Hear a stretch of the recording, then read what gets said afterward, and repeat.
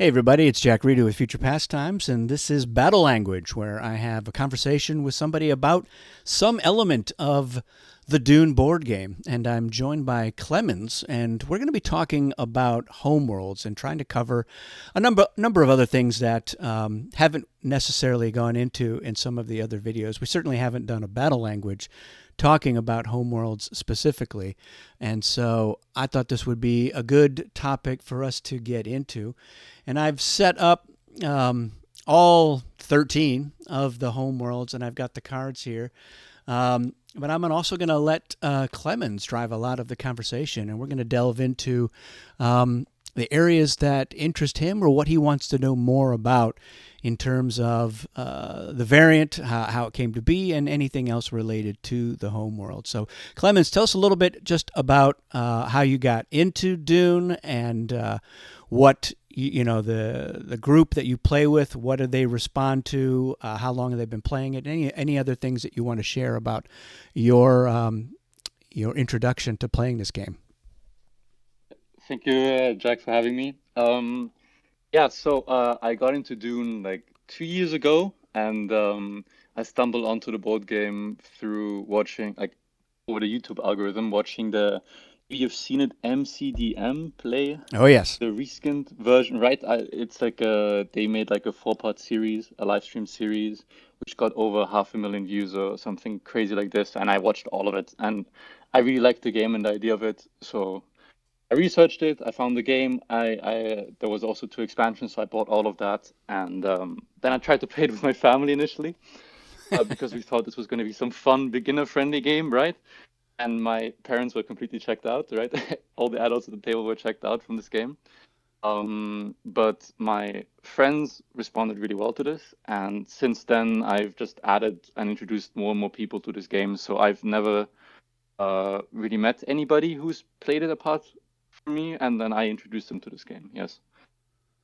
Yeah, and so you've got a couple of the expansions, and what has been the reaction? Like, how do people feel about the base game factions versus the expansion ones? Because it doesn't seem like you've got, like, with a lot of players who were familiar with the Avalon Hill edition, they've got many years invested in just those base six factions, and they have I find they have a harder time really wringing a lot of play value and winning out of the expansion factions. Takes them a little bit longer, whereas a lot of the players that I play with who only know the 2019 edition, they adapt to the variants and the new faction much quicker. Yeah, I mean, so like I said, none of us know the pre-2019 edition. I mean, I don't even know a time before the first two expansions. So when we started playing, we didn't introduce all of the leader skills and tech tokens and all of this at once, but we played with most of the factions at once. And even when we have new players nowadays, we like to like add things like, for example, Chom. I think Chom is quite a straightforward faction, although there's a lot of text, but they play quite similarly to the Emperor, for example. So that's like a beginner faction where I think it's not like I'm dropping Richese onto you and there's 10 cards on top of understanding how like these three new bidding systems works, right? Like Richese is not something I would want to play with a beginner, but Chom is completely fine, for example, Tleilaxu, or even Ix is a high skill faction, for example, but that's also a faction that is quite, I think, easy to understand just how the mechanics work. Yeah. Well, let's go. Let's get into some of these homeworlds. So, how much have you had a chance to experience the homeworld variant? Yeah, I've been playing them for I think this year now.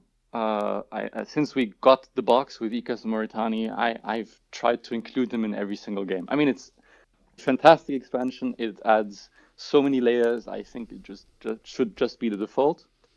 Um, One of the things I wanted to ask about was the balancing aspects of the homeworlds, because my understanding is that expansions are a tool for you as a game designer to come in later and to balance things retroactively, because you're not a video game designer, you can't drop patch notes, right?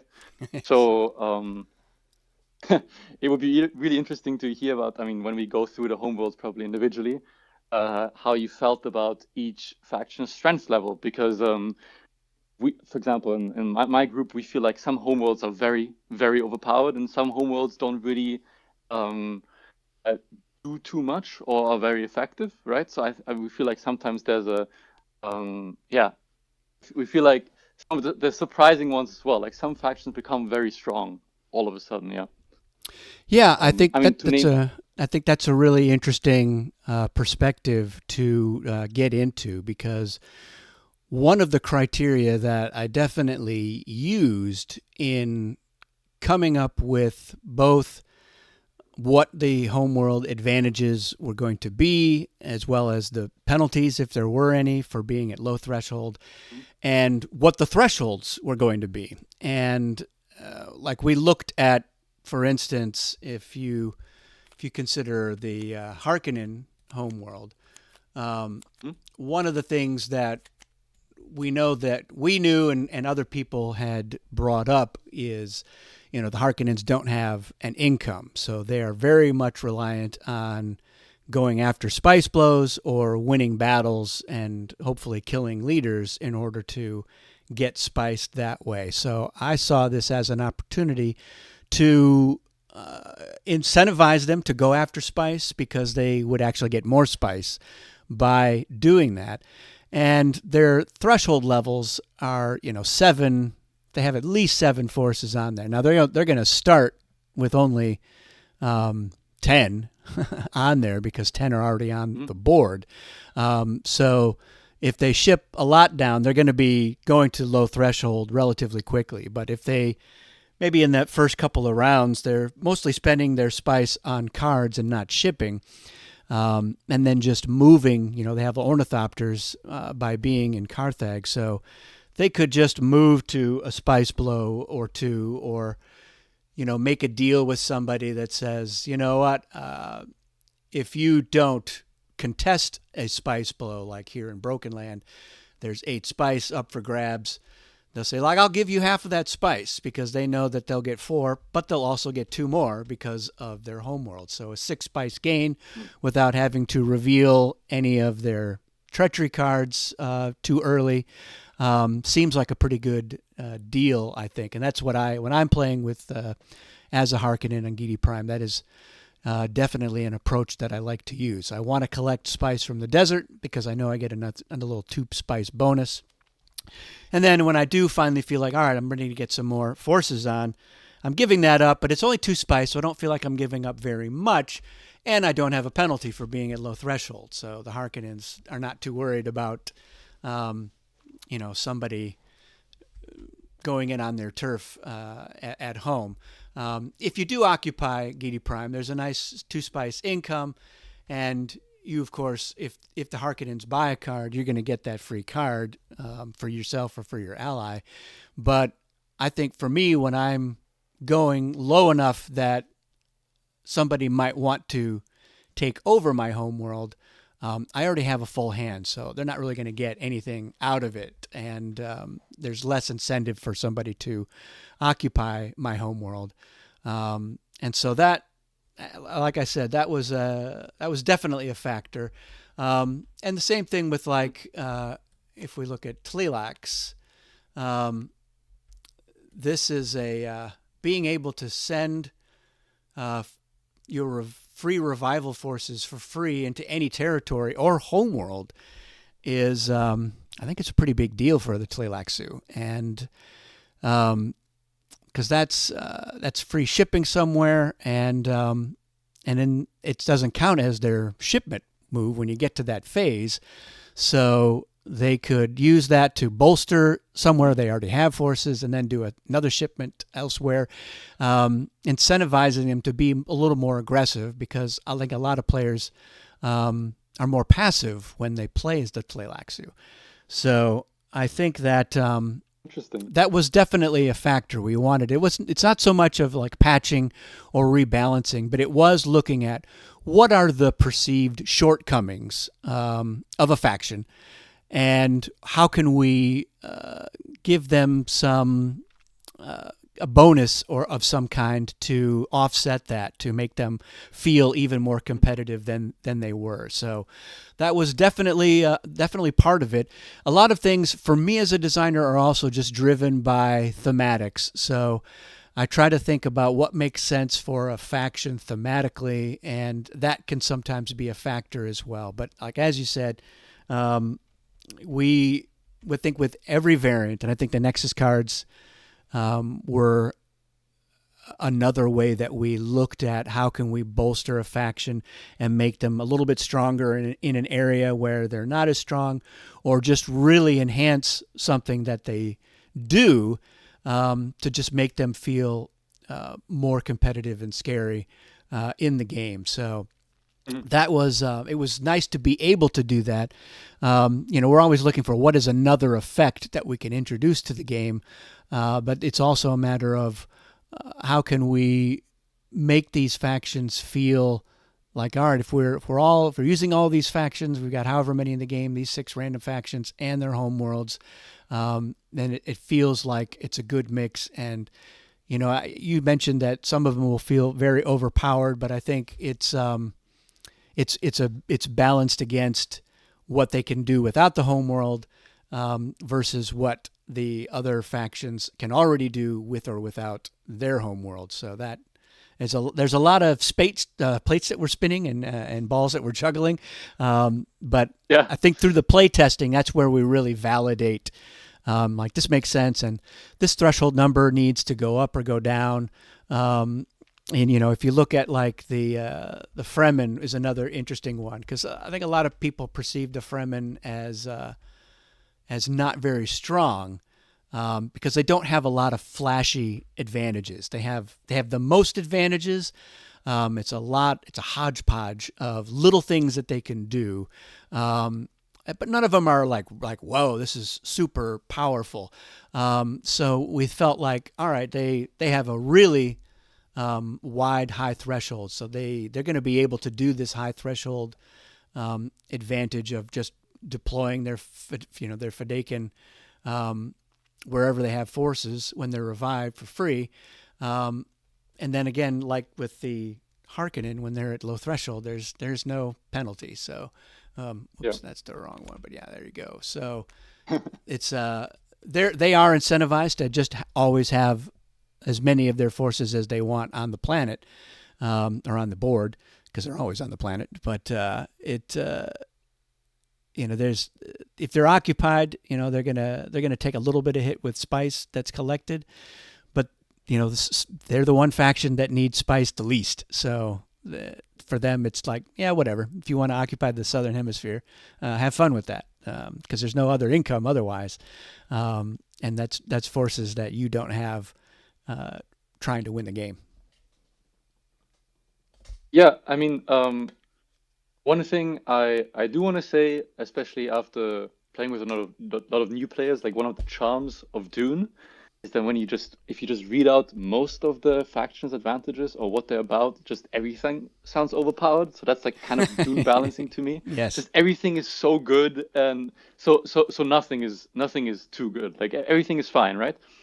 But I mean, it's nice that you started on Harkonnen. Actually, maybe if it's okay for you, we can just go through the homeworlds individually. I have some thoughts about each and every one, right? Noted down. Yeah. So, for example, the Harkonnen, when I found it interesting, for example, that they don't have a penalty, right? It would be really interesting why you thought that. I also thought what I mean, I think you hit it on the nail on the head when you included thematics here. I mean, that they can capture even more spice makes complete sense to me. But for example, the meta read or the view we have in our group, at least, well, people firstly have faction preferences, but nobody's strong faction preference really is the Harkonnens. We perceive the Harkonnens to be quite weak, and the reason for that is that we feel like they tend to fall off the later the game goes on. Like they run out of things to do or gimmicks to have. They run out of traitors. They run out of surprises. So like the best comparison is the Atreides. Although they're in a similar position, they have no income, except maybe from bribes. The fact that they do have information and they do have prescience just makes them a bit more versatile, especially later on into the game. I'd say especially with newer players or with players from different skill levels, games tend to go slow down. So this might be something that is not unique to us, but happens in our group, that our games tend to take slightly longer. Right? So the Harkonnens who can go for very early wins tend to not be able to do that because we like to stall a lot, and then we like to decide our winners in turn 6, 7, 8, 9, or 10. I mean, the guild for us has won way too much with the special victory condition. But yeah, I'd love to hear your thoughts about this, about the Harkonnens getting no penalty, and maybe how, or if you perceive them to be slightly weaker when it goes later into the game. Yeah, I think for the low threshold, no penalty was primarily driven by thematics, because I just felt like Giedi Prime as a planet has been so stripped of its own resources that there's just not much of an appeal for somebody to want to go and occupy that planet. And the populace of Giedi Prime is they're so brainwashed, and they're so nationalistic that they're not going to be it's going to be an insurgency that is just not worth the trouble. So overall, I think that other houses in the Dune universe would be not very interested in attacking Giedi Prime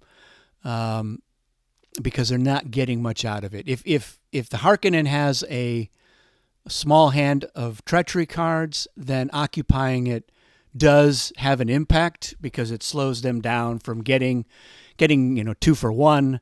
And I think the other really important thing about what makes Harkonnen strong is the unknown factor of their hand, and that's why I think a lot of players, especially when you've only been playing Harkonnen for maybe a couple of years, you do see them as an early game powerhouse and a late game much weaker. But I think, and that's definitely how I was, but I think after about 10 years, I became a little more conservative about trying to go for early wins as the Harkonnen. There had to be a lot of things going my way. I had to have a really strong hand of cards and a really good mix of traders that I felt like I had a good chance of triggering 1 or 2 of them in a couple of early battles. So like if I had several leaders, 2 or 3 leaders for the same house, and the board state was such that I said, yeah, I'm going to go get into a fight here and a fight here because they're already there and the turn order is working out so that I can be the first one to get in there. So the odds are now in my favor, and that's why I'm going for it, because otherwise my normal strategy with Harkonnen is I want to keep my hand of treachery cards a secret for as long as possible. And I'm probably more inclined to get into an alliance because winning in an alliance is easier. So if I can get into an alliance with somebody who I don't have any of their traders, so I can really focus on attacking somebody else. Nobody knows most of my hand because even Atreides, if they're in play, they don't see those extra cards. They don't know my 2 starting cards. And if I've managed to get a hold of a good mix of weapons and defenses and maybe some other special effects, then I can win in a mid or a late game just by being a mystery person and hopefully using that time to get the information that I need. Like, all right, who does have a snooper or who does have a shield? Like, all right, yeah, it looks like the Bene Gesserit, they don't have any defense. So they're, maybe they'll be able to kill my leader, but they won't be able to protect theirs. And if I can outdial them, then I know that I can win that battle. Or I've got a couple of their leaders as traders, so there's a good chance that I can just beat them that way. So I think what you're gonna find with your group is that your Harkonnen, whoever is playing Harkonnen will start to adjust their play style to accommodate those perceptions. Again, unless the stars have aligned and you're like, yeah, I've got, because I played a game a couple of weeks ago as the Harkonnen, and I just, the first round, I just bought cards. I spent all my spice on cards. And I had the laser gun, I had a shield and a snooper, I had a poison weapon and a projectile weapon. I had everything I needed to do really well. I had a good mix of traders, and because I had bought two cards in that first bidding round.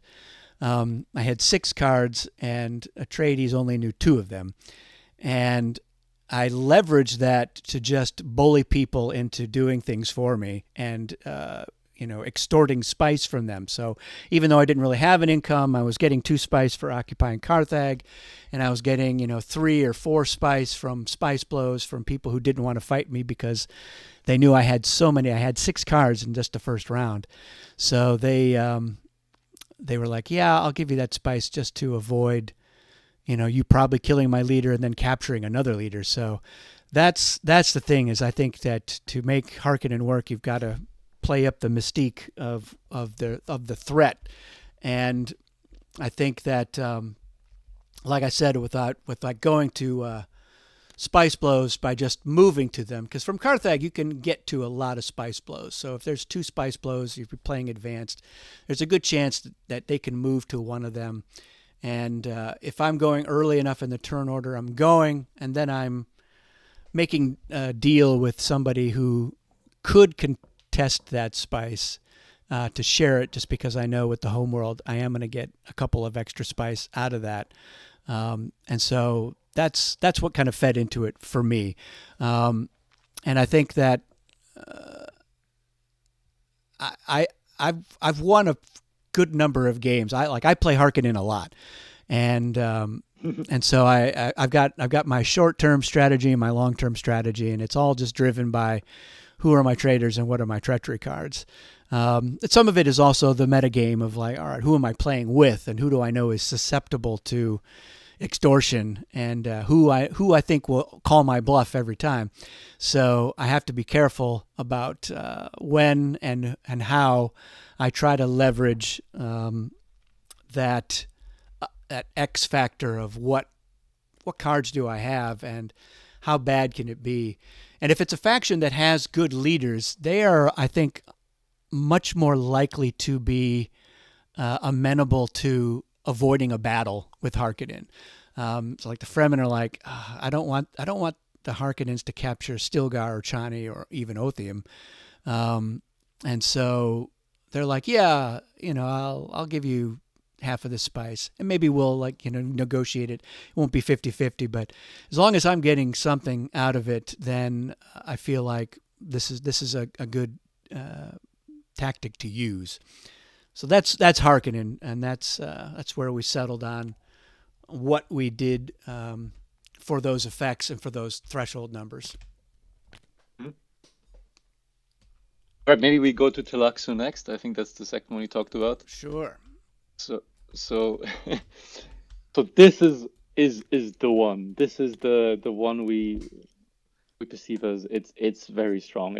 It's very nice, and usually in the first round of bidding for treachery cards don't really go over, or like at least the later ones don't really go over 4 spice. They usually land somewhere around that price, and it just seems like usually with the Tleilaxu, the way we play them is it's a very predictable move where you'll bid for a card, you'll hopefully get 1 extra treachery card, and then during shipment you'll deploy 1 soldier to get into a battle with somebody whose face dancer you might have, or just to intimidate them. I mean, Atreides and Harkonnen who are stuck on the planet from the get-go, deploying just 1 Tleilaxu soldier is a huge threat, right? They might overthink it dramatically.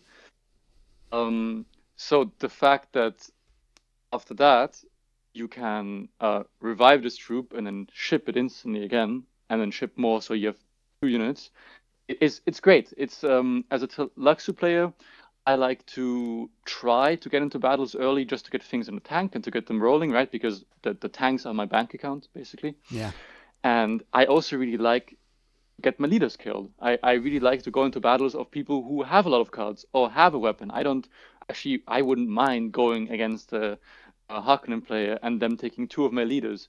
Because ideally, I'm in a game where there's sixes and sevens, and they're used for battles, and I'm just waiting to revive them. I'm very patient. I want to stall the game out. I want to wait to revive other people's leaders. I'm also collecting trait information, right? So I'm reviving people who I hope won't get traded. And um, the Tleilaxu just kind of become inevitable. The way I perceive the late game in Dune is also at some point you run out of things to spend money on. So later on into the game, when everybody's kind of rich, and that playing field is leveled, and the Gesserit get a huge advantage by having the voice, right? In the beginning, they're handicapped by how much spice they have. Later on, it doesn't really matter anymore, and they become a force to be reckoned with. Um, they also run out of things to spend money on, which is cards. So the Emperor, I would say, in this regard, hits a wall, and they need an ally to just supplement, and this is why the Emperor is so good. But solo, the Tleilaxu just have so many things to spend money on new leaders, on their armies. They can waste so many troops, and it's so forgiving, and you can make mistakes and recover from any mistake you make. So it is very straightforward, but you can also apply so much pressure. So the fact that here now you get two shipping moments and you could be in three battles at once, maybe. So I could revive my two guys and put them in 2x each, and then I could ship down a force in Arrakis and then move half of it over to Carthage, and now I'm in three battles, right? Maybe intentionally, just to lose all of my leaders and get them killed, and to rack up spice and maybe collect face dances as well and just cycle through them. So I think it's really strong. It's really great. It's it's balanced in a way by the low threshold, um, or not even the low threshold. I feel like their occupier advantage is also very fair. It's the only thing that makes them balanced. Later on into the game, when you run out of leaders, and the Tleilaxu have not called these dances yet, that's when it gets really scary. At turn 9, when you have like one leader left, and and the Tleilaxu are just waiting, and this has happened. This has happened plenty of times, right? So this is it's very nice that you can at least stop this because you can't Kurama a face dance reveal, which is very significant. So this balances it in a way, but the fact that they lose 5 spice income is also not that much. It's not that bad at all. Usually, you don't want to deploy too much as a Tleilaxu play in the beginning anyway, to stay at high threshold to just get other people to put as many things in the tank as possible from the get go, right? So yeah, I think it's a really strong card. It makes them a faction way earlier. I've heard players say that the Tleilaxu are not a faction till turn 4 or 5, and this just accelerates them. You could be a faction at turn 3 already, because you're just getting regular income, and now suddenly you have cards, and then suddenly you own Stilgar because he died, because the Harkonnens um, did fight the Fremen and execute two of the leaders or something like this. So yeah, it makes them very good. I actually would say, especially with the Homeworlds, the Tleilaxu become a very strong faction also on tier lists. I know that the consensus is that the guild is just number one, obviously, and that the Bene Gesserit are very strong, and the Ixians can be very strong with people who are good at or have a great memory, right? But I feel like the Tleilaxu come very close to being at this really strong level as well. Yes. Yeah, we wanted to just really supercharge what it is that they can do already and to just lean into that kind of approach. They should be stirring things up every round and making sure that there are forces in the tanks so that they can continue to get that income. And if there are a lot of forces in the tanks and maybe dead leaders, then they've got abilities to make deals, to up the revival limit, to maybe get something out of that, maybe besides the spice. deals for leaders. And so I think this just it enhances that capability. And it's also, the Tleilaxu were the first expansion, and we had a couple of years of feedback from the wider Dune community. And this was the expansion that I think had our smallest playtest pool. We probably only had about 12 or 13 people in total that play tested that expansion besides us, and each successive expansion had an even wider pool of players. So as much as we put it through its paces and tried to look at every situation and to get some trend analysis on how a faction does, if we're designing a faction and it wins every game that it's in playtesting, it's probably a little too powerful. And if it doesn't win any of those games, it's probably not strong enough. So we're looking to get to that sweet spot of, they're winning, about 30% of the time, which is on par with most of the other factions. So we felt like we got there. But again, after 2 years of thousands of people playing with it, because this is the best-selling expansion, partly because it's the one that's been out the longest, and it was the first expansion with new official factions added to the game after 40 years. So a lot of people picked it up, and we did get a lot of feedback. And, a lot of people the feedback was that they were playing it too passively. They were like, I'm just going to not get into battles. I'm sitting back and I'm waiting for face dancers to do all the work for me. And it's not as easy as people think to get face dancers to trigger, because they first of all they have to win the battle that they're in, and there need to be forces left over to make it worthwhile. And a lot of the best leaders are typically chosen as traitors by the other factions. So what's left in the traitor deck are usually the lower strength leaders, which don't win many battles, or the Tleilaxu's own leaders, which are not going to help him reveal a face dancer either. So it's a tricky mechanism. But there was still, that for a lot of people, they were terrified that the Tleilaxu player was going to sit around for 5 rounds, not really doing anything, and then just win round 6 with 3 face dancer reveals. So that drove why the occupied advantage, here's your safety net. If you're worried about the Tleilaxu screwing you or your ally, then you need to invade Tleilax and you need to occupy it. And so you have that recourse. It may not be easy because the Tleilaxu, only Chom can compete with Tleilaxu in terms of reviving enough forces that you've got a really strong number of forces there after that revival phase. If every faction has all of their forces in the tanks, then even if the Tleilaxu raise the revival limits, 5 forces is the most they're going to be able to have in reserve to fight against an occupier. But the Tleilaxu, hypothetically, could get all 20 of their forces out of the tanks, and so could Chom.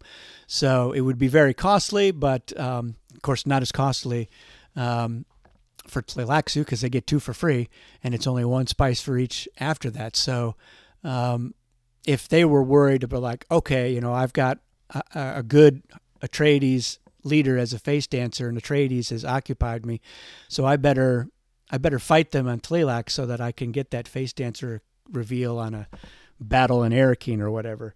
So it was, the abilities and what they did and the thresholds were, for the Tleilaxu, were driven a lot by just player feedback after 2 years of that expansion being out in public. And, again, a lot of people felt like they were very scary, but they didn't have a very high win rate. So that was why I was like, let's, if you're not winning, then you're just not playing them as effectively as you could. You do need to, probe. You should be sending a couple of forces into battle every round. And it's not just so that you can, I got a lucky face dancer reveal. In fact, for me, I very rarely will call Face Dancer early in the game. It's only when those battles really, like if I call Face Dancer and that means that I get to put or more of my forces on the planet, that's worth it, even if it's not for the win. So a lot of times I'm probing just to see what you have in your hand. What cards did you play in that battle? And I'm only losing a couple of forces, which I'll get out for free. And if my leader dies, that's great because I want to have a smaller leader pool so that I can get those golas. So that's really how anybody who's playing Tleilaxu should be playing them. And with this high threshold advantage, it really incentivizes you to do that. And because now you're saving 2 spice on just going into that battle in the first place. And it can be very effective for stronghold blocking. So if you're looking around the table and there's a really strong alliance, like, oh, the Atreides and the Bene Gesserit, they're going to be, they're in 3 strongholds and they're going to be able to get into some of these others. And Atreides is going to go early. Be like, but the Tleilaxu can go, well, I can just I can put 2 of my revived forces into Siege and block that stronghold so that they can't go there. They're going to have to go into Siege Tabor where the Fremen have got, 11 strength because they've got a couple of Fedaykin and a lot of forces, and they'll be able to send more. So it can be a very tactical element of just being able to deploy those forces because you are getting a shipment action before anybody else can do anything in the next phase. So yeah, I do think it's a strong card. It doesn't seem that at first glance. People are like, oh yeah, you get to put 2 guys down that you revive. So they had to be dead in the first place. You're reviving them. And then like, oh, if they get to low threshold, they're losing some income. But I think by the time you're the Tleilaxu and you're down to 8 or fewer of your forces in the reserves, there's a good chance that there's a lot of other forces in the tanks and a good number of leaders. So you can probably make some deals. If you need spice and you're at low threshold as the Tleilaxu, there's ways for you to get it. So that's where we ended up with that, and I'm pretty happy with it. If I'm not playing Harkonnen, it's because I'm playing Tleilaxu. Those are my 2 favorite factions. So, and I love purple, so that was the other reason. That's why the Tleilaxu are purple. I remember, yes. Yeah. So I was like, yeah, I want that. I want to be able to play my favorite color, and it's probably my favorite faction. And so I like, I had to make sure that I didn't make it too strong because then people would be like, Jack, what are you doing? We know it's because you're going to be playing them. So I have to design knowing that I might not be the one playing that faction. And that's how, like when we have Greg Alaka in, when he does really well with something, where we have to evaluate, was it Greg that made that happen or was it the advantage that made that happen? Because he plays, very wild and free. His play style is don't think too much about it. Just go in there and stir things up and be unpredictable. So he's a chaos agent. And when he wins, it's either because he happened to do a lot of things correctly and or he's really leveraging those advantages. And hopefully it's not because it's unbalanced or overpowered. Yeah, it doesn't come over as overpowered. It was just a really elegant solution to their shortcomings, like you said. I feel like is probably the best example of a quote unquote patch fix after the fact, after you've released them. Because now they've become fun. The waiting for some players didn't make them appealing. But after this expansion, I wanted to play them, and I actually tried them, and I really like them now as well, right? And I feel like a lot of the people that tend to be more proactive on the board, who usually don't tend to play economy factions, because those are usually reserved for players who like to be more conservative and let the game play out a bit. But yeah, so even more proactive players now tend to pick the Tleilaxu, at least. That's what I'm seeing on my games, and yeah, the fact that you can ship before the guild is a big deal. And I've also noticed that the guild, Tleilaxu alliance, and default victory at turn 10 is really scary because these two factions can really stall out the game. Yeah, absolutely. And again, it happens to be very thematic. The more Dune books that you read, the more you realize that the Tleilaxu they're trying to infiltrate every corner of the Imperium, and so having them just are constantly showing up, I think is very on brand for them. So I was happy that that worked out that way. Yeah, I agree. Yeah, I'm willing after this to talk about any other of the homeworlds. I have opinions and thoughts on all of them. So have you pick maybe, Jack? Yeah, well, let's look at what is, for a lot of people, the most curious situation, and that is the Emperor having two homeworlds. Um, and it's only when you're playing advanced, because the Emperor doesn't have Sardaukar in the basic game. So if you're just playing basic, all you need is Kaitane, and that homeworld will work out fine. But yeah, if you are playing advanced, so you'll have 15 of your forces starting in Kaitane and 5 of them on Seleucus Secundus. And it's different, and it takes some people a little getting used to. Like, okay, it's nice that if you're doing a shipment, you can send from both planets as part of the same shipment. There is a rule that if you want, you can use your movement action to move forces to and from those two planets. I hardly ever see anybody do that.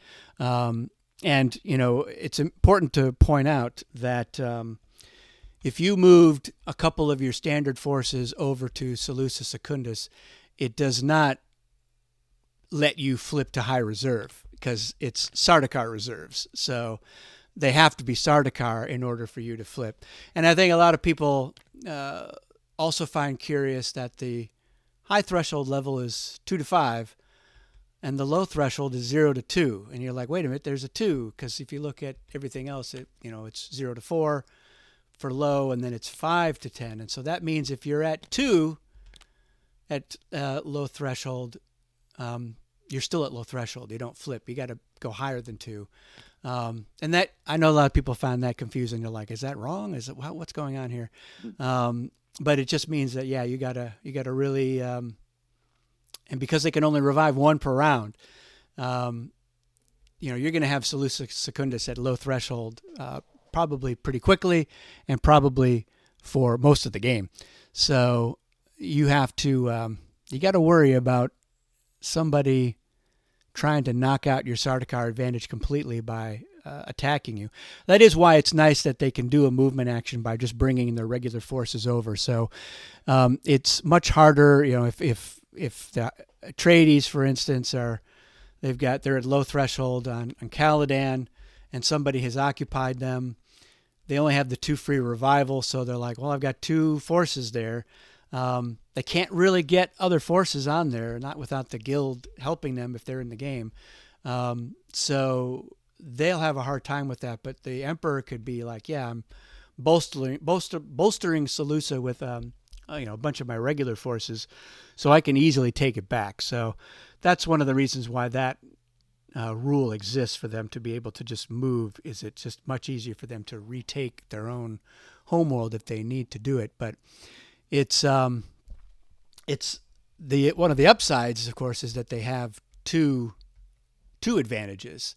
So they've got this nice one about being able to discard cards at the end of bidding, and then the Sardaukar not needing spice to be counted at full strength. So if they play it conservatively, they're like, yeah, I'm just using 2 or 3 of my Sardaukar for the first few rounds. I got them on the planet, and that I know that if I've got 3 in this stronghold, that's a strength of 6, and don't need any spice to worry about that.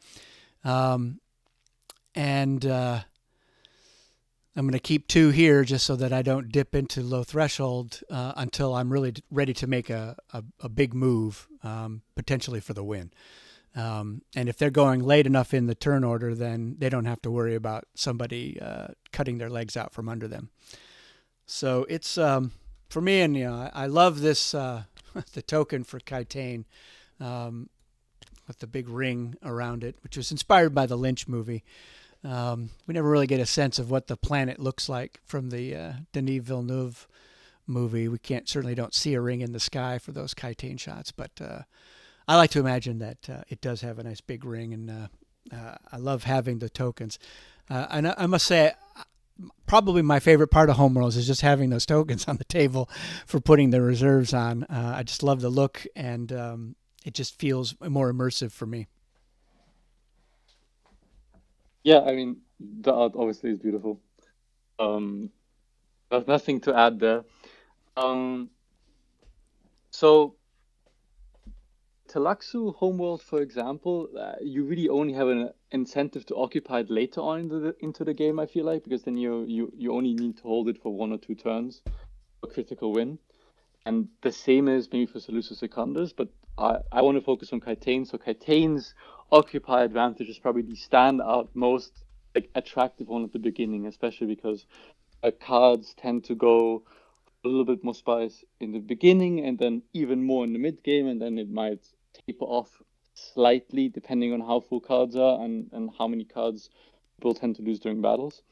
But yeah, it's interesting that it's the most attractive planet to occupy, while also the Emperor now has an incentive to actually not to be in too many battles in the beginning, because now you can just discard worthless cards by paying, or you can duplicates by paying, and it makes your life so much easier. You don't have to go into mock battles anymore. You don't have to risk um, fighting against the Harkonnens and losing a leader.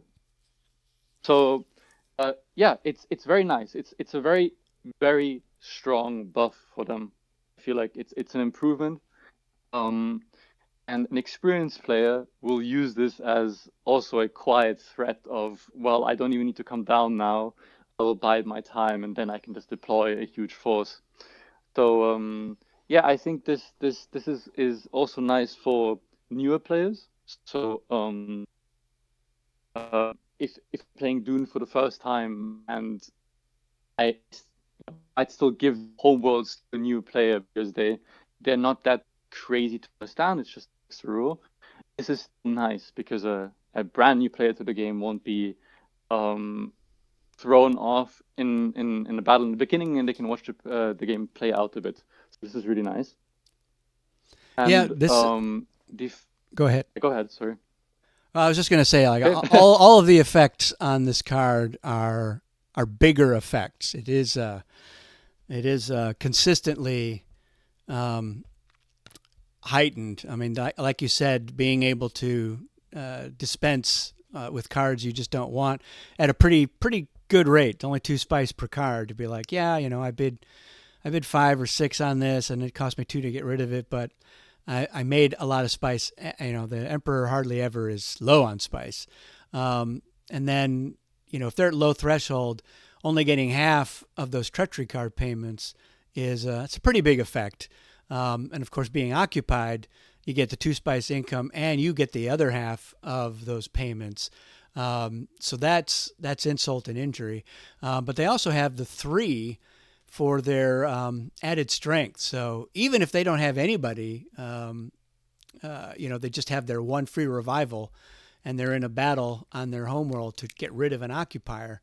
That's a strength of 4 right there, because they get just the +3 for being in a battle on Kitane.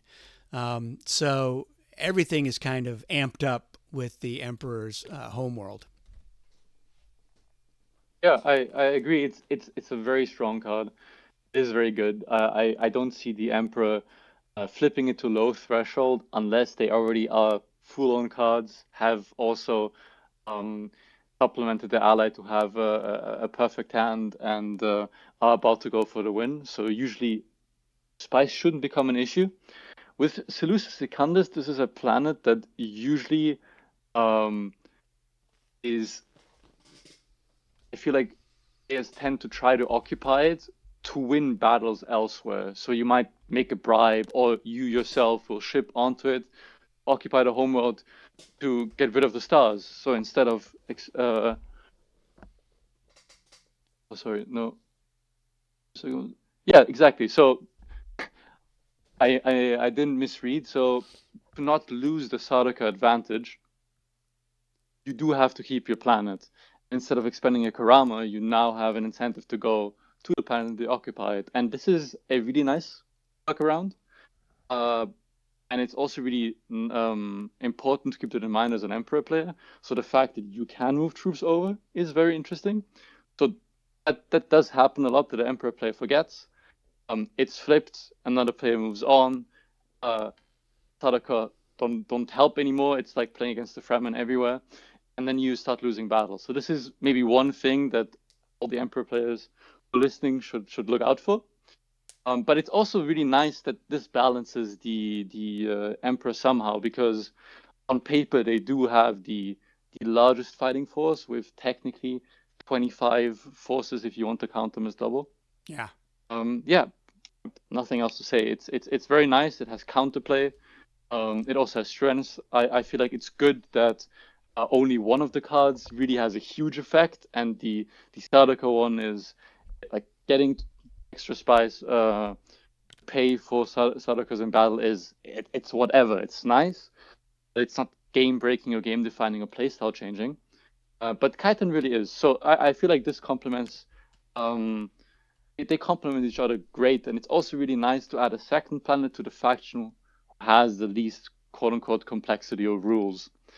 So yeah, it's a great change. It's a nice addition, and it's really strong. I would say this is one of the stronger homeworlds for sure, at least kiting. Yeah. You know, with Salusa, we wanted to have, again, a way for people to counter the biggest threat that they were feeling or facing from a faction. So similar to how if you're worried about face dancers, you've got something that you can do about it. If you're worried about Sardaukar, and the same is true with like the Bene Gesserit. So if you're worried about voice, then you've got to go occupy Wallach 9 and turn that off for a round or two, just so that you can get things done and not worry about it. Because that's probably the thing that most rivals are afraid of the most is just how do we tackle the voice? We don't have a Karama to turn it off. But if one of us, if you or your ally can get in there and take over the planet for a little while, because they also have a very low revival. Of course, your free revival gets boosted when you're at low threshold. So not to forget, of course, as you'll notice that Sardaukar don't get that. They don't get a bonus to their revival. Only Kaitain would get that. So that was it was a design opportunity, and we thought as we were looking through, like, what are people most, what are rivals most worried about? Let's put that as an effect for occupying it, and then what's a thematic thing that we could leverage in that way as well. And did you have any alternative ideas for what to do as the high threshold side for Salusa Secundus? Like were there any other ideas that you tested or thought of that you want to give away because you don't want to recycle these ideas later on? I think what's interesting is that the homeworld effects changed very, very little from their inception to what was eventually published. The thing that changed the most was just the numbers on the threshold. We're really trying to hit the sweet spot.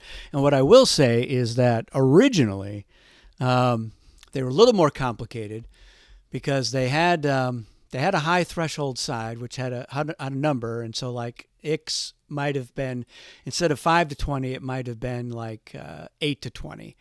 And so when you got down to under 8, you'd flip it over because you lost that, but you didn't necessarily have the low threshold penalty, because this wouldn't have been 0 to 9, it might have been 0 to 7. So there would have been like a 7 to 9 or 7 to 8 middle threshold where you had no high threshold advantage but no low threshold penalty. but very quickly we were like, this is too much. There's too much going on here. Yeah. So we had to adjust the numbers so that we just had, you've got your high threshold ability for as long as you have this many forces. And then as soon as you flip to lower than that, now you're dealing with the other, and we are kind of doubling up. So that doesn't make any sense. But yeah, so the Ixians get to low threshold. This effect is immediate. So it made it a little bit less confusing, but that was the thing that we tested the most, was just trying to get those numbers to what made the most sense. And there's, a number of the factions have got similar thresholds, but it's driven by how many forces do you start with already on the board. And so it didn't make sense to have, if Harkonnen start with 10 forces on the board, we didn't want to make this be like, 10 to 20, because as soon as they ship, they'd be at low threshold. So we wanted to give them a little bit of wiggle room to be able to ship some without having to worry about triggering it. And, like some factions, they've got a big deal about what they can do normally that they're going to be losing. So we wanted to make sure that, again, that the number was not too punishing, that it was logical, that it was manageable, and that it was appropriate to what the penalty might be for being at low threshold or for being occupied. So that was where we spent the most time, just kind of seeing how did that feel, and did you feel like you went to low threshold too quickly, or were you at high threshold way too long? And then because so many players have different play styles, like some are like, I'm a very aggressive Harkonnen player, so I got to low threshold, instantly. I didn't really get my high threshold ability at all. And we wanted to say, all right, how much is that going to impact things? If you're like, well, I'm only losing a 2 spice income. So if my play style is that aggressive, I'm probably getting spice some other way. And so it's not going to be a giant impact. And it's nice that there's no penalty for being that aggressive that early. So it's, there was plenty to do, but the effects themselves didn't change very much over the course of the game. And what was nice was that, simultaneously we're playtesting and working with the Nexus cards, which, again, there's one for every faction, similar to Homeworlds. And each Nexus card has 3 effects on there. So you're looking at, the betrayal is similar to an occupied thing, and the cunning effect is similar to a Homeworld advantage. So we're looking for, all right, how can we do something that makes sense for this faction and is unique and is not wildly overpowered. So yeah, there was plenty that went into it, but fortunately the stuff I think made sense. There were a couple of instances where the playtesters would suggest, why don't we do this instead? And we'd give that a try, and sometimes that was like, yeah, you know what, that is a better idea. So we're gonna go with that. But like with the Ixians, we they have a low revival rate, and if they've got to pay to get a cyborg out, that's 3 spice. So they're not keen to do that very often. And of course, a smart Ixian player hardly ever has cyborgs in the tanks. They have to be losing battles for that to happen. But it's nice that they can revive, get that extra. If they are investing in reviving a cyborg, they're getting some suboids out of it. And the low threshold the penalty is not that bad for them. Like if by the time they are shipping down that many forces onto the planet, the stronghold should be in a good place, or somebody else already has it. So they're like, well, that doesn't matter. I don't need to move it.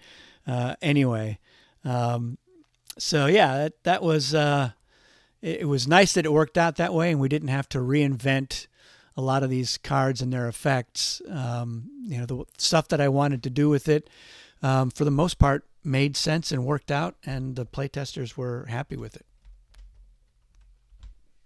Yeah. Um, Ixians, yeah. Should we also talk about Ix maybe? Yeah. I thought this was like you said, a really nice way for Ixians to save some money. The Ixians are similar in a sense to the Harkonnen. I feel like they have a similar identity because they they don't have a reliable way of making income. They are very strong at the beginning of the game. They can go for early game victories, right? That's what they share. Um, Especially with the card information out at the beginning if they're lucky. And the fact that they now have another cost cutting measure is really nice. It makes it more reliable because you can't always rely on picking up spies with your hidden mobile stronghold. Um, and nobody really tends to pay for Ixian card information. I don't know how you experience that, but that's not really a popular thing to do because people kind of lose track themselves very quickly if they're not used to playing Ix. But it's great because now you can get a combined 7 forces out because obviously you have to pay first, right? So if you get the first free revival, and you get a cyborg, then you have to pay for the next one to get the other forces. So it's great. It's not OP. You still have to pay something for it. It's very elegant, and it's also it fits them well. It suits the identity well, but it doesn't really change your play style a whole lot. It's also something of note. The Tleilaxu, for example, it was I would say more of a playstyle changing homeworld, but in this case less so. Yeah, I would agree, and I think the Ixians allow for some variation in how you want to play it. They're certainly incentivized to be aggressive early. Well, they've got the strength and they've got enough card knowledge to know, you know, if anybody can effectively counter them. And with the double strength cyborgs, they can be pretty effective in a couple of battles, and it's not, that stronghold. Their stronghold is the hardest one to really get into and mount an effective attack for most factions. So it's a relatively safe and secure stronghold for them, so they can go aggressively uh, against the other players. But if the game goes on very long, then they could be in trouble. And so it is nice that they can get back to high threshold. Um, they have the possibility of really getting back into the game after a massive setback. So if they just got hammered and lost a lot of their forces, it's not going to be cheap for them, but they're suddenly now maybe still an attractive ally, even if they've been weakened. Especially for somebody like the emperor, who can say, "Look, I'll give you some spice," and now you can afford to get a lot of your forces back out. And and the Ixians, or the Tleilaxu rather, are also a nice one for getting that discount because they can say like, "Yeah, I'm going to pay for 2 cyborgs, and that's going to be a total of 3 spice. So half price for that, and then a pile of, and of course they could raise the revival limit as well. So as long as they've got spice in hand, they can get back into the game. Because for most factions, if you've got that big setback, you're probably don't have any challenge or treachery cards, so you've got to try to get that. You don't have a lot of forces on the board, so you would have to pay to get them back in there. And then your revival, you're usually just depending on free revival. And so that's a trickle. You're just getting, you as the Ixians would only be getting one force out each round, which is just takes too long to get back into the game a lot of the time. Yeah, completely agreed. It's really nice that they now get a comeback mechanics. Something that, well, I feel like this is also a similar complaint about the Harkonnens, but it's really interesting how they kind of have a similar identity, although they play very differently with card information. Yeah. Um, but a homeworld that I think is similar to the Tleilaxu in ways in which they change playstyle is the Moritani one. Maybe we can talk about that for a second. Um, this one is really nice. The Moritani planet allowing you to add a second token and then also to discard a token is great. It accelerates you as well. You can start getting more tokens onto the board quicker. You can start making more money in the beginning. You become a pseudo economy factions. I mean, not really. You basically make as much money every 2 turns as the Bene Gesserit might. But the fact that you can confuse your opponent now by, or you can confuse the table by which tokens are placed where, or to take them off, or you could sell token information, which does happen quite frequently. That people cut deals where I would like to see a token, and I will pay you something, or I will give you another set of information, and then you can just take it back or move it. Sorry, you can take it back. Is great. It's you can outdate your own information, make money from it, and confuse other players. It's really nice. It honestly makes them more threatening. It really does. Because after playing against the Mauritania in the beginning, they have this huge intimidation factor, just like the Harkonnens. And then you kind of know what all the tokens are, and then when some tokens are already used up, or you know where the atomic warhead, for example, sits, and you're kind of avoiding that. But now it could be anywhere, and I think that's really really nice. Yeah, I mean and I think that one of the tactics that I like to use is if I have two terror tokens in a stronghold where I have just a couple of forces, it's a pretty good deterrent. Nobody's particularly keen to bring forces into that stronghold, so I can concentrate more of the rest of my strength somewhere else.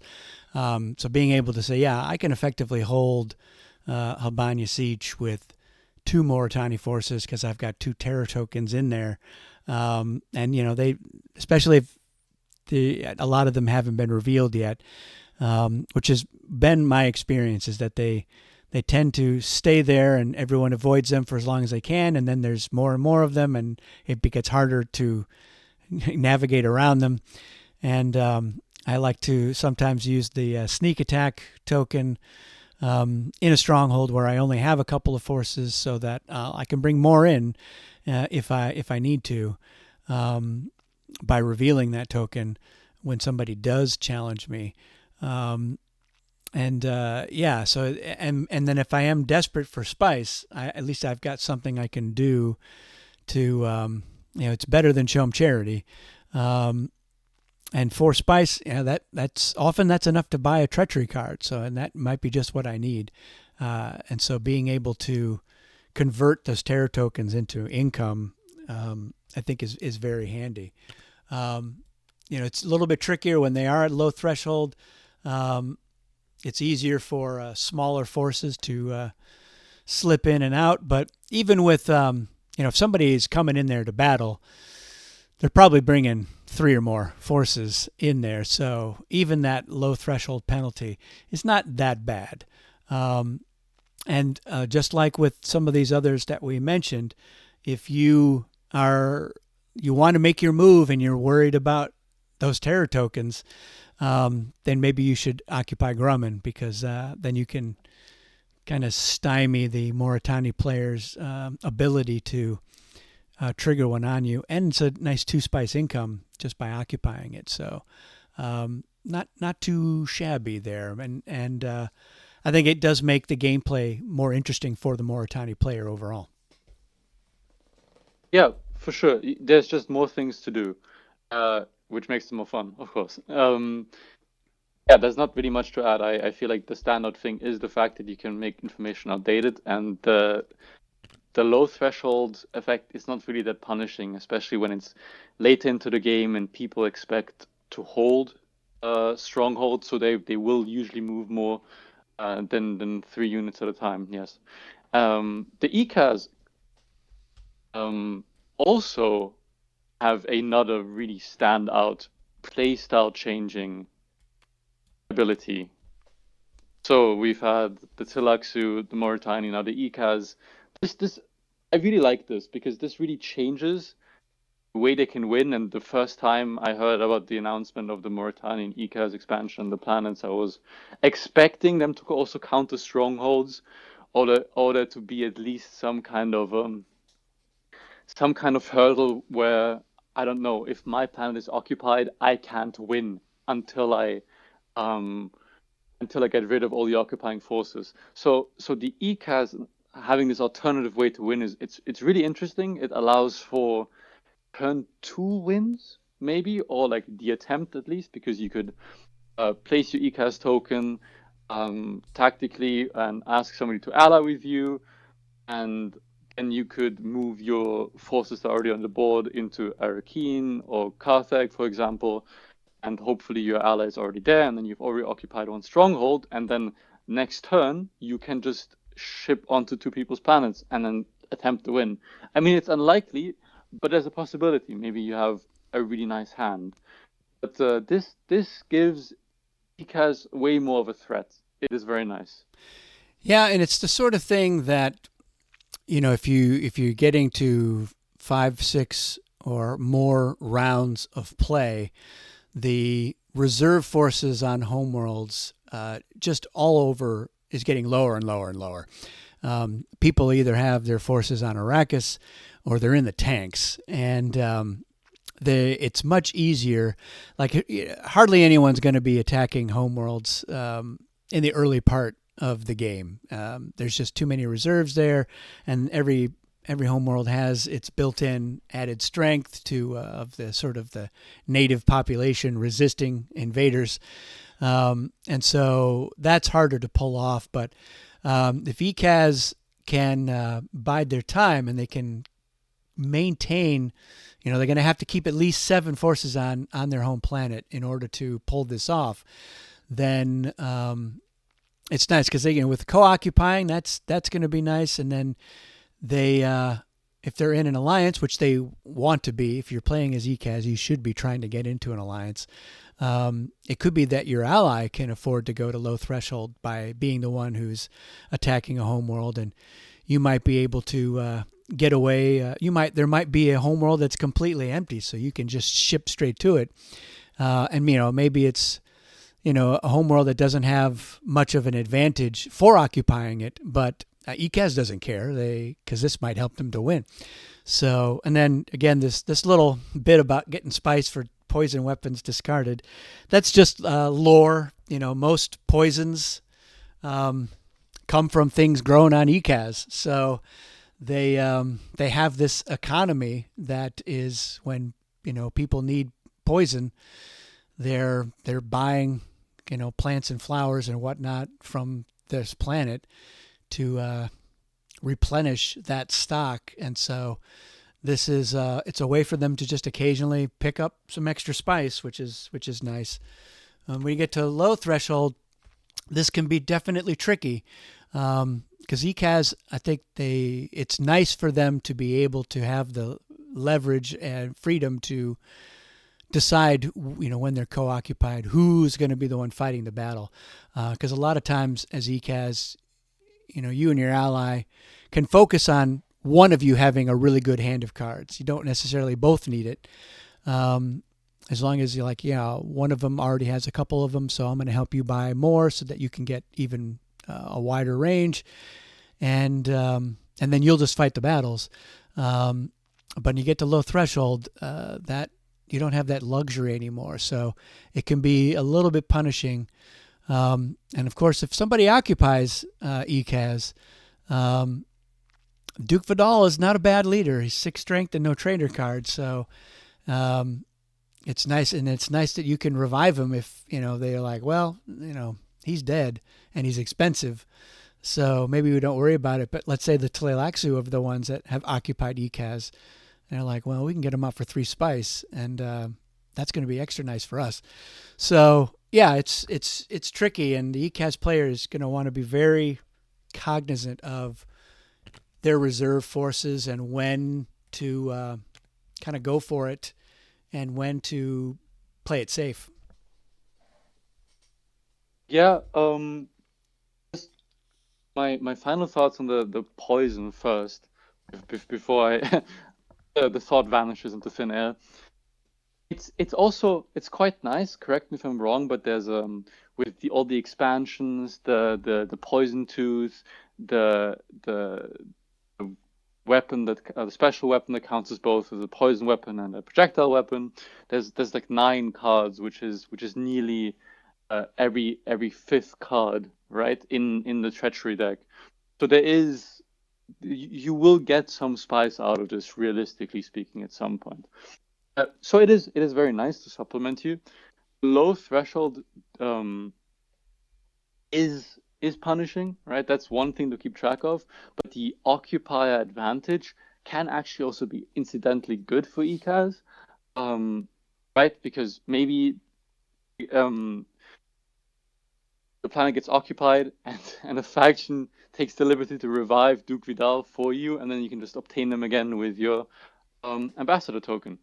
So this is not all terrible for Ecaz. I think this is, yeah, all in all, a really nice change for them. It gives them a bit more power and threat, something that I feel like they have lacked, at least when I've seen them played. Or maybe it's a skill issue because they do have a really long and complicated rule set. But the fact that they now have an alternative way to win the game is very nice. Yeah, that's my final thoughts. Yeah, I think we'll touch on Chom just because they're this funny outlier where Right. their high threshold is a penalty and their low threshold is an ability. And this was driven by wanting to incentivize Chom players to get into the action. It's easy for them to just sit back and say, I'm just going to earn spice and buy cards and, maybe ship a couple of people down. But, it's just easier to be a passive player. So similar to incentivizing the Tleilaxu to be more actively engaged, we wanted to say, yeah, it's half of your forces, so it's a relatively easy. If you make a big shipment down, you can get to the low threshold pretty quickly, and now you've got some tools that that you can use that could come in handy.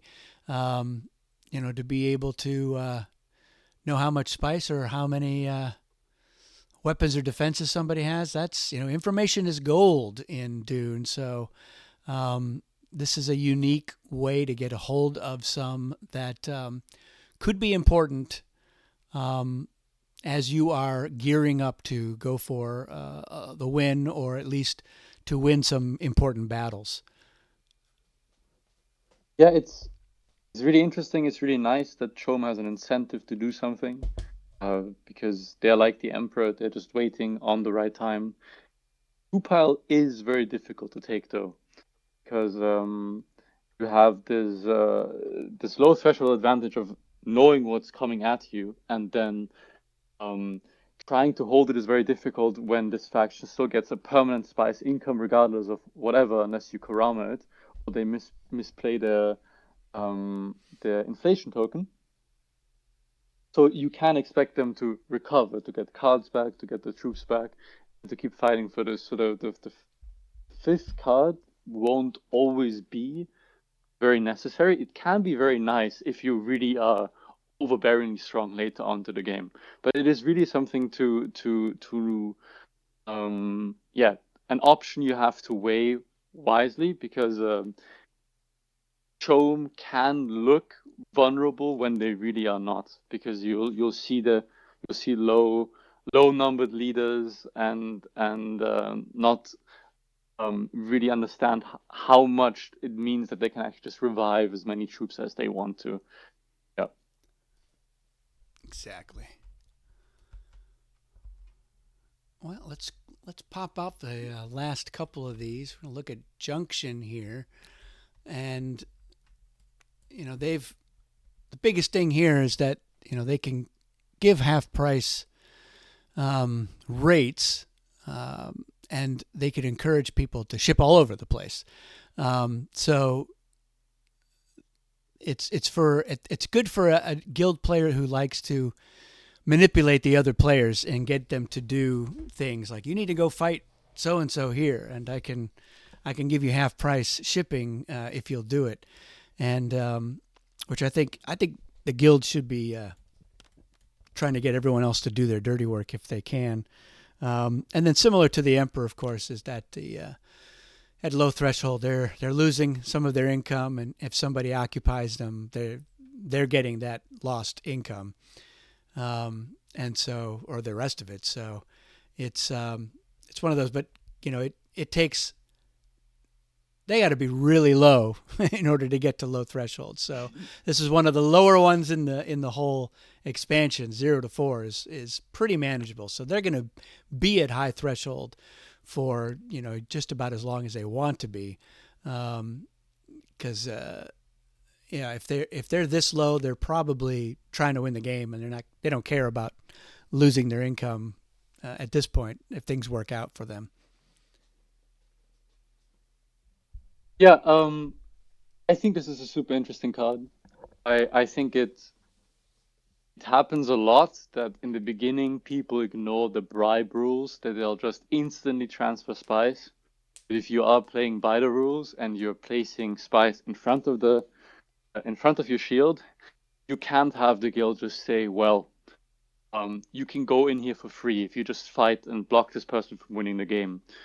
So now, via the rules, they can give you a discount, which is really nice. So you'll see usually shipments that wouldn't occur normally. And it's also really nice because now you have a way for factions that usually wouldn't want to cross or wouldn't be able to cross ship, such as the Fremen.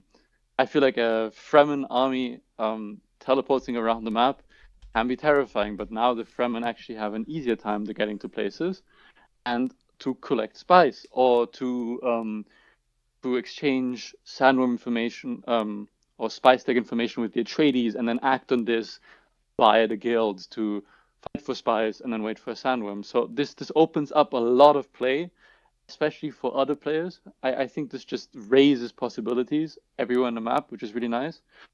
It's also really nice for every chess player who might ship a no-field token out to collect spice, and then instead of letting your troops perish, you can now ship them around after you've already deployed them.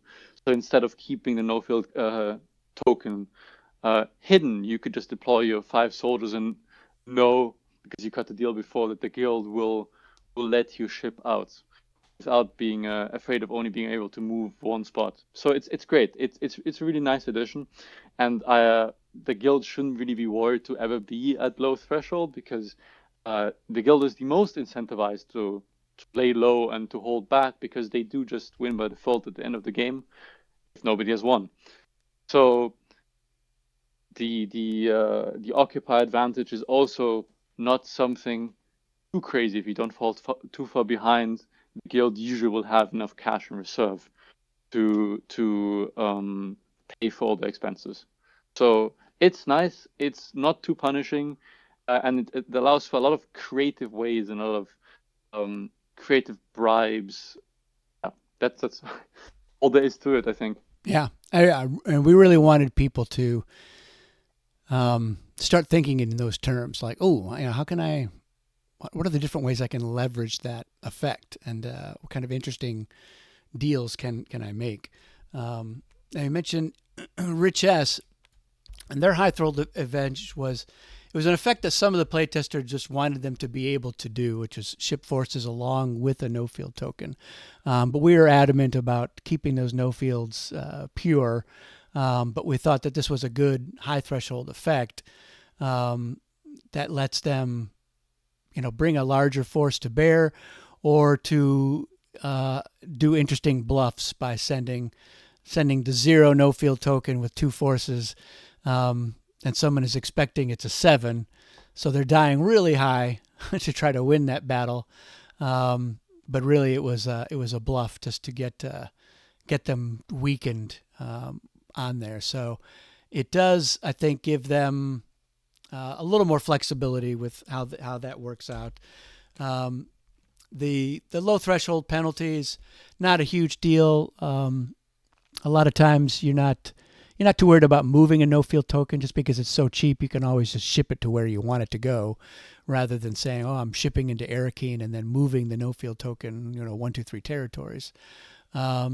If you're occupied, it's not a big income, and that's because Richese is a poor house.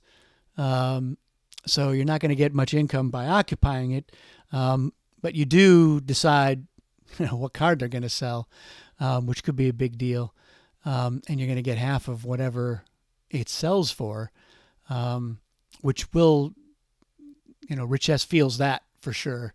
Richese still gets to decide how they're going to sell it, so they might be able to leverage that to their advantage in some way, just depending on how things are going. But this was another one where we wanted to play around with thematics as well as looking at what were the feedback elements from Dune players. Yeah, Richese is a faction that is perceived as being high skill because they have a lot of rules, and more difficult because they're hard to work. Then also they have a lot of powerful tools in their deck. So as a Richese player, if you're listening, I look out for not giving away the planet no reason, and then having a rich faction force you to sell one of your very good cards.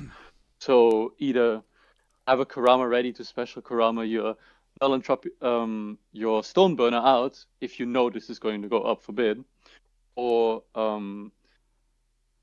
make sure that you've already sold most of your good cards. I think this is the most important thing, right? Because this is where things can go really wrong. I can see an incentive here for sure, for 2 rich allies to go onto the planet, force a hand, force a bid on the Stoneburner, and then to just doesn't matter what happens, you can just dial or bid so high that nobody can outbid you, right? So this might happen.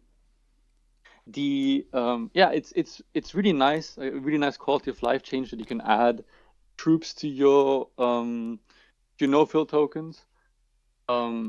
It's also not that punishing, as you said, that you can't move them afterwards. But correct me if I'm wrong, I can ship them via junction, right? I could cross ship them in theory. So Yeah, this is something absolutely. to keep. Yeah, this is something to keep into account. So it's not the most punishing. It is very interesting. Um, and Yeah, I think Richesse loves this. I think as long as Richesse doesn't overplay their hand and exert themselves too much, they like the advantages and are not really punished by any of them. And realistically speaking, not many players will invade your planet, because most people who have only seen Richesse once or twice in your games don't really understand what all the cards do to begin with, right? So that's probably your biggest deterrent, that you don't even know what it is to get. Yeah. Yeah, I mean, it only makes sense if you, as you said, are a rich faction. So if the Emperor is like, yeah, I want to get in there because I can pick a card and I can afford to outbid everybody. Even if it's if it's a silent auction, I'll put out an absurd amount of spice because I'm going to get half of it back. So it's Right. That's really the only kind of player that you have to worry about doing that. Yeah. So as long as you're paying attention to what are their capabilities, um, then you know when it's safe to let your threshold dip not just to low, but even if you have 9 forces here with the +2, I don't think anyone's going to attack you. But when you get down to only a couple of forces left, that's when you got to be expecting a rich faction to be eyeing your planet. All right, we got 2 left. We're going to look at Yeah. Caladan. So Caladan's high threshold. Um, Jack, this what last thing I wanted to add to Richese, I'm Sure, sorry. sure. The last thing I wanted to add to Richese is that as a warning to Richese players, look out for when you sell Juice of Sappho. That card can be perceived as very weak or very strong, but if the person who occupies your planet has this card, then they can decide to go last in bidding on the card they chose to bid on, right? So this is also something to make you vulnerable, right? I would say that this would be a very creative way to steal away a stone burner from the Richesse by acquiring a Juice of Sappho early on and going onto the planet, putting it up for bid, and then going last. So it doesn't matter who Richesse is allied to, you can see what the bid is, and maybe Richesse would not find it worth it anymore. Yeah, that is an excellent point. I like that. So with Caladan, it was similar to Harkonnen, where Atreides doesn't have an income, but we didn't want to just give them spice, so we're looking at other ways to convert that. So they win a battle. They're adding a force from reserves to the territory or homeworld where the battle occurred, as long as somebody was there. So this lets them, if they're dialing high, relatively high, but they're going to end up with a weak number of forces there. It's not going to be as weak. They get a +1, and it's a free shipment, so it's not as much that you're getting out of it, I think, as Harkonnen get out of their high threshold. But the span is better for Atreides than it is for Harkonnen, so they're at 6 to 20, whereas Harkonnen is 7 to 20, and so that's fine. The low threshold penalty is. This is an advantage that a lot of players forget to even use. I forgot the movement advantage as they get to look at the next spice card. They've shipped, they've moved, and then they're like, oh yeah, let's look at this, and go, oh okay, well that was nice. We should have looked at that earlier. So losing that is not so punishing. And then of course, even being occupied is not terrible. They're not losing their bidding advantage. They still have it, but the other player, the occupier, has it as well. And of course, if the occupier is allied, it probably means their ally has it too. So there's 3 or 4 people who are going to know each card that's coming up. So it'll be harder for, in fact, nigh impossible for Atreides to get any bribes for that. And it'll be harder for them to maneuver or orchestrate that bidding phase to help them buy good cards and get everyone else to overbid. Although you can collude. So you can collude with the occupier, and you can be like, well, you and I both know this is a worthless card.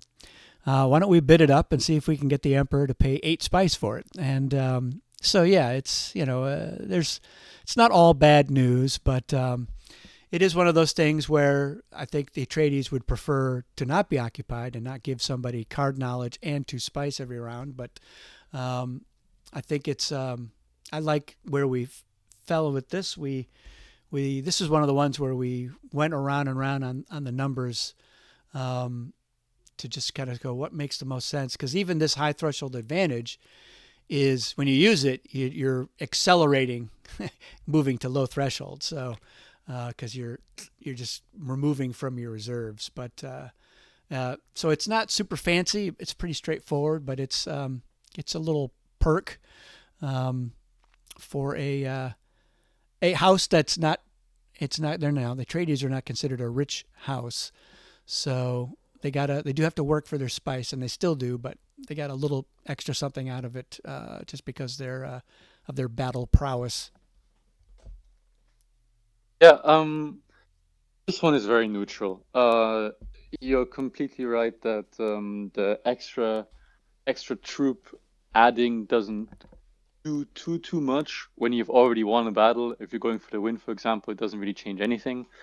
It can be nice when you go for spice and you are going first, for example, and you don't know who's coming after you, that you can still add troops after the fact to help you ship that spice off. That is really nice and convenient, actually, right? Because it allows you to dial a bit higher um, in those very small skirmishes, and your opponent has to take that into account because they are assuming that you're probably not going to dial too high because you're going to keep enough troops to take an entire splice bow. But now you have this extra troop um, to maybe um, push the odds into your favor. And then for Yeah. the low threshold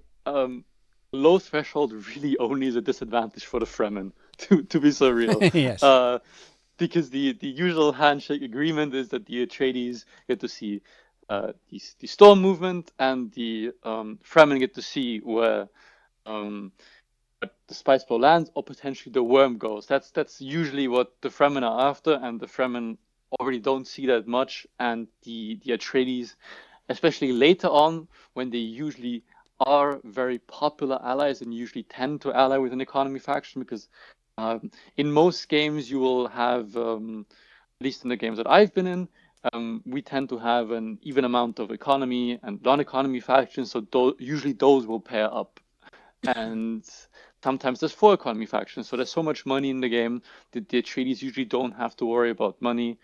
Um, so also the occupier shares your bidding advantage is not too crazy, because the easiest counterplay to that would just be making it public. You can just completely invalidate an incentive for anybody to going onto here, because now you can um, deter an occupier from taking a planet, because they'll go on and know what card is getting bid on, and the traders could just say, well, this is it.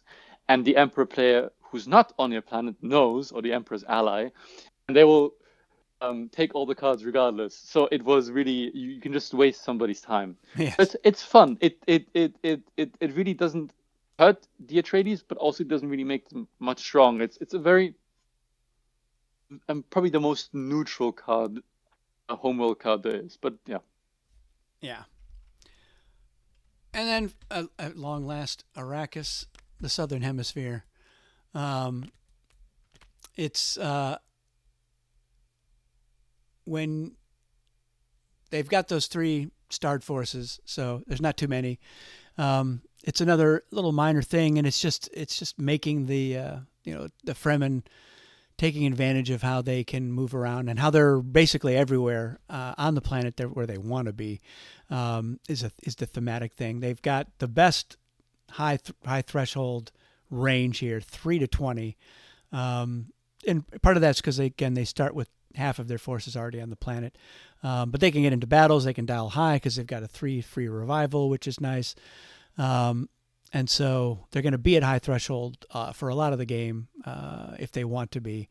But it's nice. It's like, all right, I'm only reviving the one Fedaykin per round, but it's nice to be able to just deploy it somewhere where it's needed, so that they can bolster where they are, and they have no penalty for going to low threshold. Which again, it's their planet, so that made sense to me. And if you occupy the southern hemisphere, you're getting access to half of the spice that the Fremen are able to collect.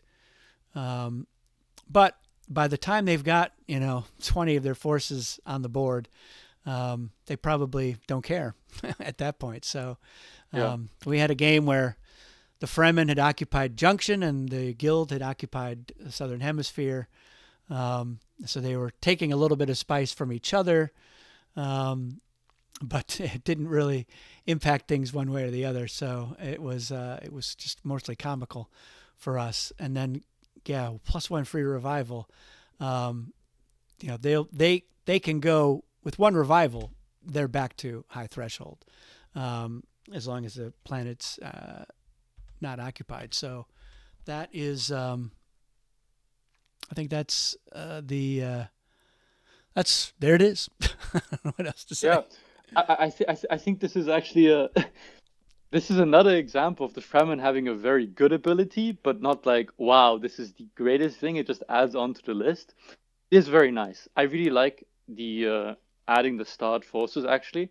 Not only can you reinforce something, but the way that the Fremen or the Emperor player should play with the stars is that they should use them to absorb losses because every time you revive a star and two other troops, you're actually reviving four fighting power instead of three fighting power. So you are getting, if you're really trying to optimize here, you're getting more fighting forces out of the tanks every turn. So usually if you're in a battle, you should prioritize losing your stars first. And this is a really easy way to just get them back onto the map instantly without shipping or wasting a shipping movement onto them, right? So because the Fremen only have three start forces, ideally you'd have one start force in every one of your armies always, and this is how you can also maintain this, right? And it's a small thing, um, that really makes sure that you can just cycle through as many stars as possible. And I mean, the same thing should be with the Emperor, that you use it to your Sardaukar to absorb losses, so you have more on the board. But the Fremen can play this way more nicely. I mean, the Ixians, they are doing it the other way around, where they're using the non-stat guys to absorb start forces, right? Which is how they cost cut. The Fremen love this, and the Fremen also love no penalty as their low threshold advantage. And the Fremen also don't really care that they're sharing spice when they're going for spice, um, because usually, again, when people will occupy planets later on, um, you're only doing it if you're first of all if you're Ecaz. I can see Ecaz going for the Fremen planet. Otherwise, there's not really an incentive because the Fremen know who the money is going to. So the Fremen can also just protest and just wait it out, right? Depending on who the Fremen are allied with, they could be very unbothered because they could be allied to, I don't know, Richese, who can give them cards. So they don't mind. This is, I think, just a very straightforward buff to the Fremen. It just makes them better, and I don't see any downsides here. So, Yeah, I agree. I didn't want it to be anything crazy, but like you said, I think it's a useful way for them to. It gives them options too. So they if they've had to dial higher than they wanted somewhere and they have fewer forces left behind, it's nice that they can send a Fadakin in there to help help bolster what's in a particular territory, especially if it's like on this side of the board here where they can't ship. So if they were in a battle in Tuix and they lost a Fadakin, maybe one other force, they can get that Fadakin back in there immediately in the next round without worrying about shipping and moving to get over there. And so it just increases their likelihood of being able to continue to hold that territory. yeah, I think we are only missing the Bene Gesserit planet, right? Oh Wallach we 9, briefly and that's touched on it. it, but yeah. So this is a fundamentally um, advantage changing element. So maybe the most controversial. They're also, I think, the faction they've got a 3. So let me see how the Emperor, just to compare. Yeah, they've got a 3 when they're at high threshold. So it's very hard to take Wallach 9 while they're at high threshold. So because they're going to have at least 11 forces there and plus 3. But when they're sending spiritual advisors to the polar sink, they get to send 2 instead of just 1. So they're able to deploy to the planet at twice as fast as they normally would. But once they're down to 10, or less, they don't get to send spiritual advisors anymore. So that is this is the one that we've heard from people the most. So like, is this crazy? But again, it makes them a more aggressive faction, which is kind of what I wanted to try to goad the Bene Gesserit into doing. And then the occupy thing for me was very obvious. Like, yeah, we wanna play around with nullifying the voice. So make the Bene Gesserit very. They have to be very thoughtful about how often they're going to use this high threshold advantage, um, because they may want to have a decent amount of strength on the planet until they are ready to say, yeah, it's time to get forces down so that we can get into some battles here and maybe win the game, or help make that prediction come true, whatever it is that they're trying to do. Yeah, my initial reaction when I saw this card was utter disbelief because I thought that the advanced game advantage applies that you can ship anywhere instead of just the polar sync, right? So I thought this was the wording meant for the base game, and I thought, well, now I can just ship advise with two forces anywhere.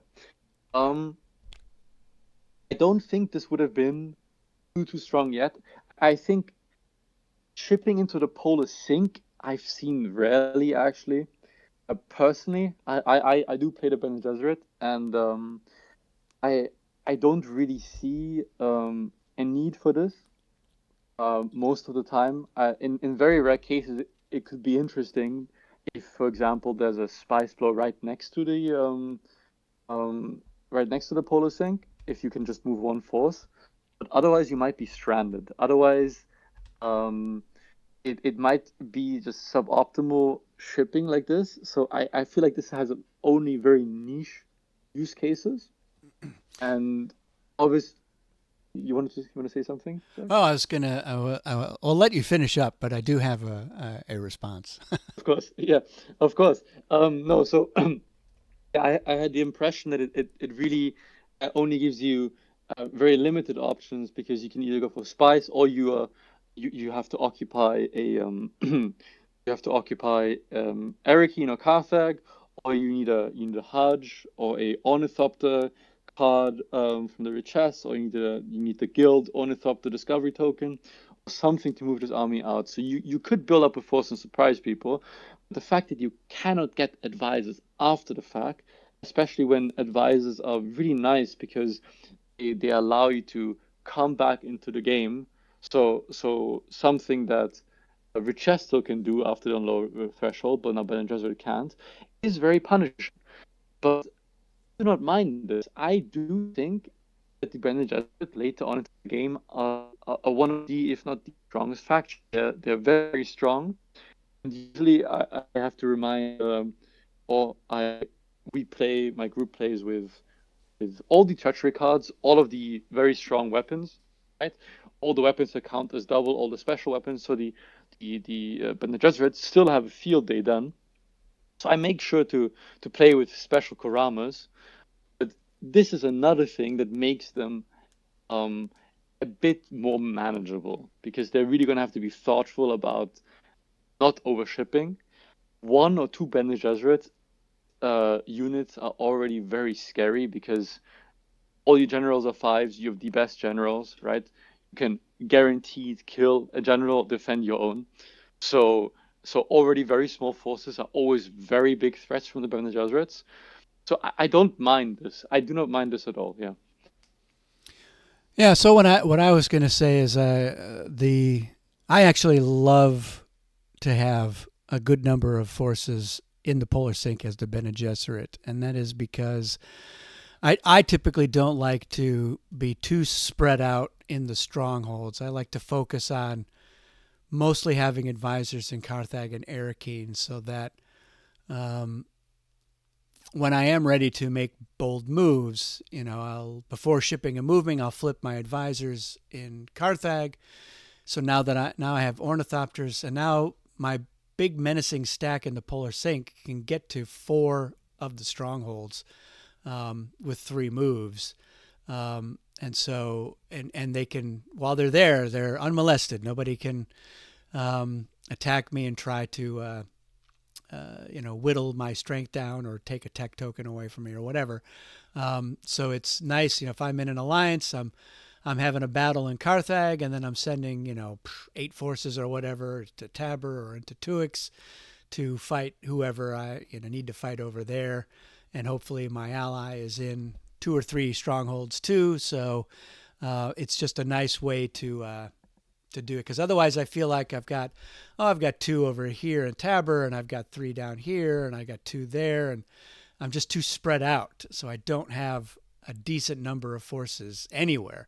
And even if I only had 2 or 3 advisors in Carthage, I can do my shipping action to add more, and then I can move from the Polar Sink into most of the other strongholds from there. So tactically, I think it's a great place to stage for any faction. But the Bene Gesserit they benefit from being able to move a lot of forces there in just a couple of rounds if they want to go there. But that's a playstyle thing, which you and I talked about a little bit earlier too. Just how many different playstyles different groups have, and I know when my first several times playing the Bene Gesserit, I was accompanying shipments everywhere. So I had advisors in like 8 territories. And I was like, what am I doing? I'm so spread out. I just can't do anything with these advisors. So I got to concentrate them a little bit more. And it's good to be maybe in a couple of strongholds so that you're unpredictable. Because if you're just focusing on one, everyone's like, oh, they got a lot there. So I want to make sure I have more forces than they do, because I got to worry about the voice, and I don't want to have to also worry about a high dial. But yeah, it's something, and I think if we ever do another edition of Dune, I think that we will we'll revisit all of these. We may make some adjustments. And if you've made it through this whole episode watching this, let us know in the comments which homeworlds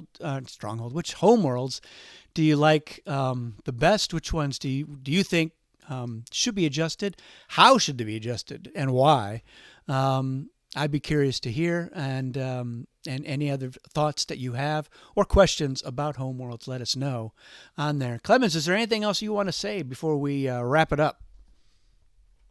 Yeah, I wanted to just point out that we usually don't play with having instant access to Ornithopters when you're in there. So obviously that, I think, just influences the style a lot, right? Because I'd have to capture it later on.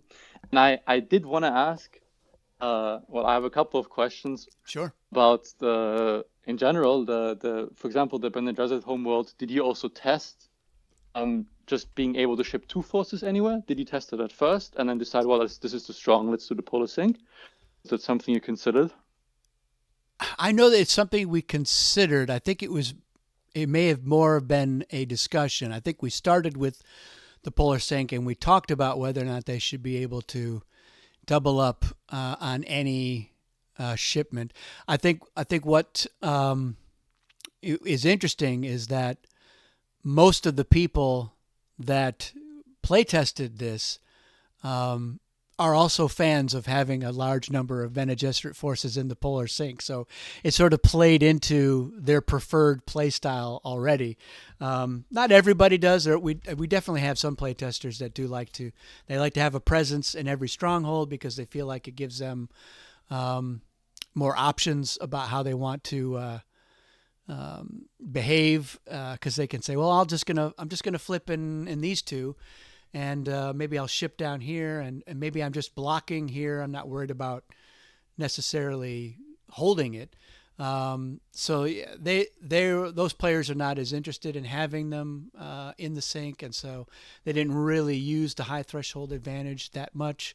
But a lot of the players, they were already predisposed to having forces in the Polar Sink, so they loved that they could basically, rush having a good number of forces so that they can go for earlier wins. I think that's kind of what they wanted to be able to get out of that homeworld, or as a way to get back into things. So if they end up, losing a bunch of battles, or losing forces in some other way, and they're at low threshold, and they manage to get back up, it's a way for them to be like, okay, I can I can get 2 down, because this is also a spice saving measure as well. You're getting basically a 2 spice discount. It's actually more if you were shipping into the polar sink, but typically you're spending 1 spice per force for most shipments. So here they're getting 2 on without having to spend that 2. They get the 2 spice income, so it's kind of a net 4 each round. So yeah, that's sort of where we ended up with. But I don't think that we ever tested it the other way. I think that we tested it this way, and it's just how everybody they were all satisfied with it. I think that's how it ended up. Fair enough. Did you ever have ideas for other mechanics, such as, for example, a leader that is unique to the planet? That could be like another balancing thing.